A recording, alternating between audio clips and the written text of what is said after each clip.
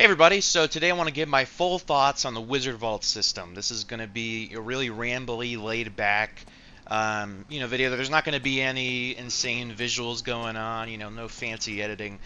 So feel free to throw this in the background on your second monitor or whatever the fuck, just listen to it basically.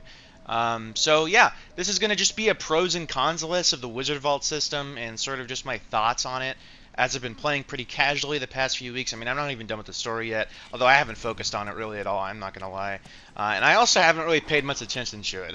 I'm not gonna lie. Apparently, people are like, "Yeah, this story's actually really good," and I'm just like, the one time that I don't pay attention to the fucking story is when it's actually really good, which is kind of surprising. Guild Wars typically is sort of kind of okay when it comes to that. I've never really been a big fan of the stories, but yeah, so let's go ahead and just dive straight into this shit. So, starting off, the Wizard Vault is essentially now it is different, obviously, but it is kind of this battle pass system done right. It is more akin to like the trading post from World of Warcraft, but it is extremely rewarding, like unbelievably rewarding. It's unfucking believable just how they just did not be stingy. Like every game you see nowadays with its reward track systems and just rewards as a whole, they're really fucking stingy with it, man, because they want to keep you playing as long as they possibly can. Where these guys say, well, not only are these objectives ridiculously easy, dailies and weeklies and even specials ridiculously easy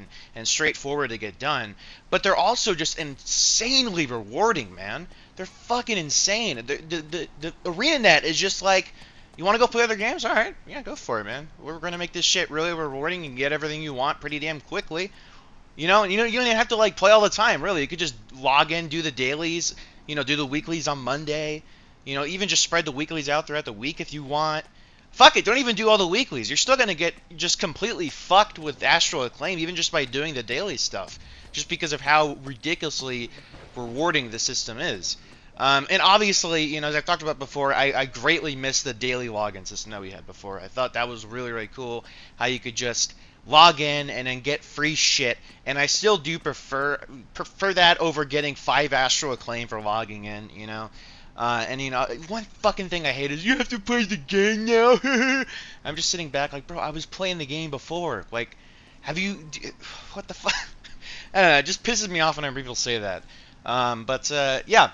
So, like I said, Battle Pass-like system done right. I mean, really, Battle Passes have this, and obviously it's not exactly like a Battle Pass, but that's why I said Battle Pass-alike system. It's really this, it's just the way you do it right, basically. It's got to be the best implementation of this sort of thing that I've seen in any video game, honestly. It's really fucking good.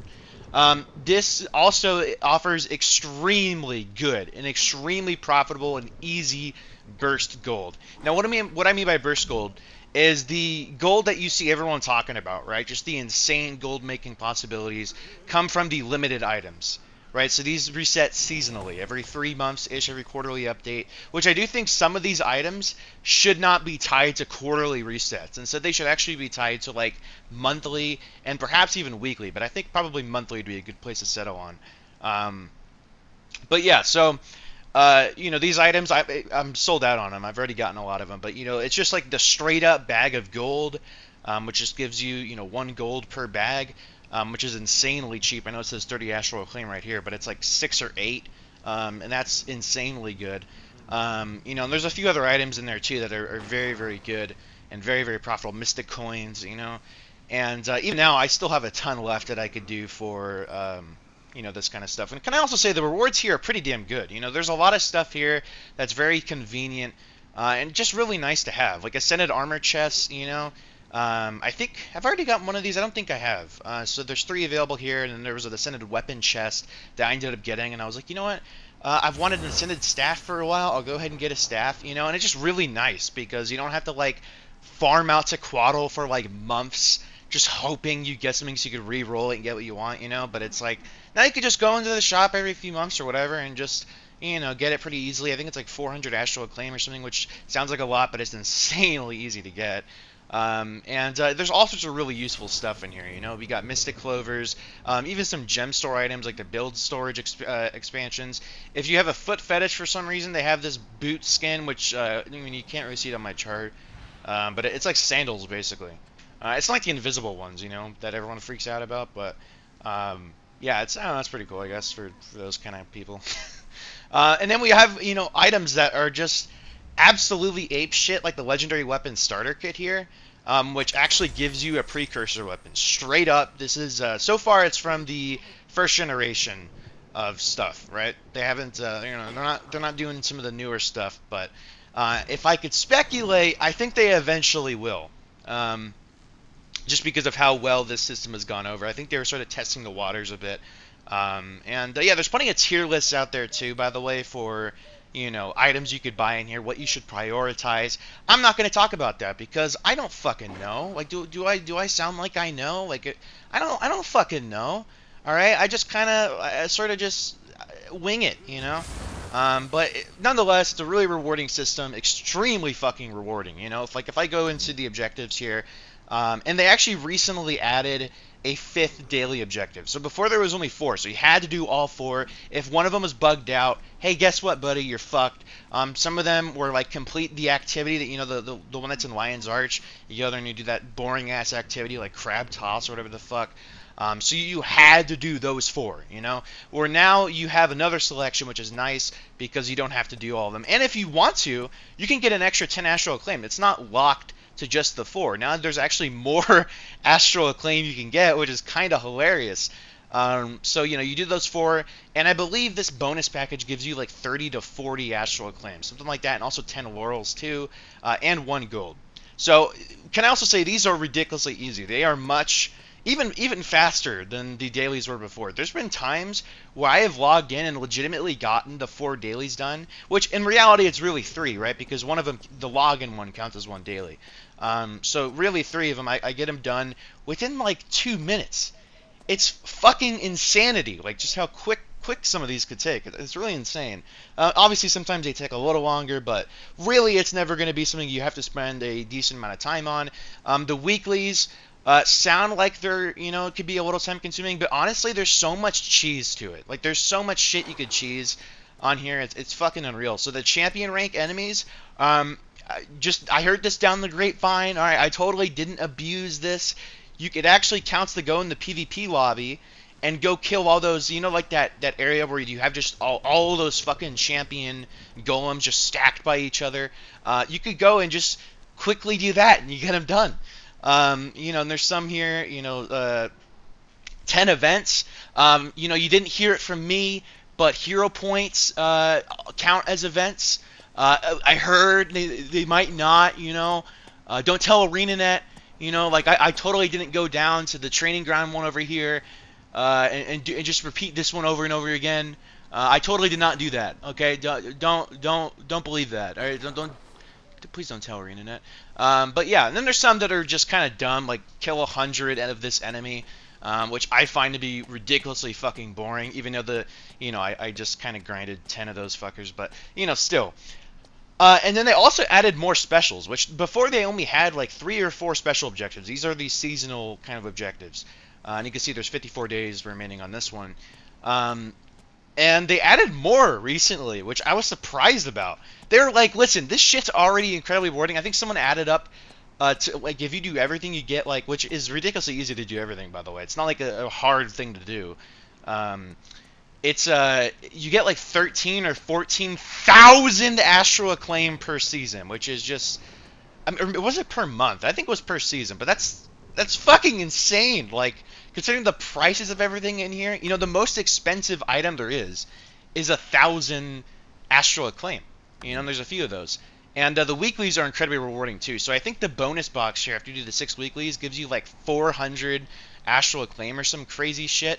And like I said, the weeklies a lot of the times could be cheesed, and they're really fucking quick. So also, can I say, these jumping puzzle ones being in the weeklies are probably a good way, because they're pretty much always in the weeklies. They're a good way to sell that rechargeable teleport to friend, huh? It gives a little more incentive, I guess, now than it had before. But yeah, and also can I say, the Wizard of All adds a really great sense of direction to the game, right? So this game, the thing is with this game is that it's so big and there's so much content, right? It's a fucking ocean of content to do, to the point where a lot of the times it could feel a little overwhelming and like, what the hell am I going to do today? What the fuck do I want? There's all this shit What the hell am I gonna do, right?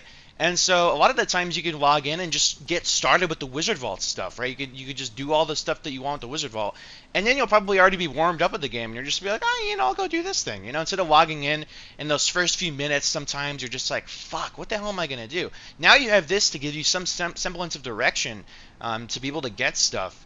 And I can also say there's I've said that a billion fucking times in this video. What can I also say? There's some cosmetic stuff in here too. We have a mount skin, which, I mean, technically you could earn that in the game before, right? You could get gold and then, transfer the gems, right? But in terms of just directly earnable in the game, this is the first, or one of the first skins that we've had, and it actually looks good too. I mean, I'll show it off. Which is kind of a change, because the other earnable ones kind of looked like shit. They looked pretty awful. So I'm happy that we actually have a skin that looks somewhat decent. So, and there's also other stuff here. There's weapon skins and shoulder and all that crap. So, yeah, pretty cool.